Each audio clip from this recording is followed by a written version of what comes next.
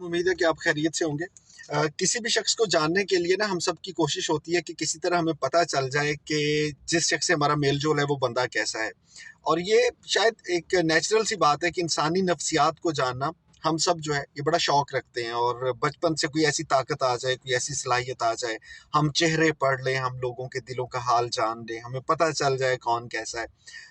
अब ये काम करना जो है, ये तो शायद सबके लिए मुमकिन नहीं है, लेकिन इसका एक टोटका बड़ा अच्छा है।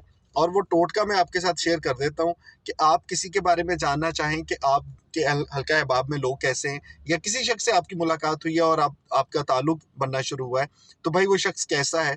तो इसको जानने का एक बहुत आसान लेकिन आजमूदा टोटका, और वो टोटका वही है जो बचपन से हम सुनते आए हैं, a man is known by the company he keeps. So इससे की बजाय कि आप उस शख्स को जानने की कोशिश करें, भाई इसकी आदत कैसी हैं, इसका रवैया कैसा है, ये ज़िंदगी में क्या क्या करता है, तो बहुत आसानी के साथ आप अगर ये जान लें कि जिस शख्स से आपका ताल्लुक बन रहा है, जिसको आप दोस्त बनाना चाह रहे हैं, इसके मौजूदा दोस्त कौन हैं, इसकी ऑलरेडी जिस कंपनी में जिन लोगों में ये बैठता उठता है वो कौन से लोग हैं, इसके जानने वाले जो हैं जिनसे इनका ताल्लुक है वो कौन से लोग हैं।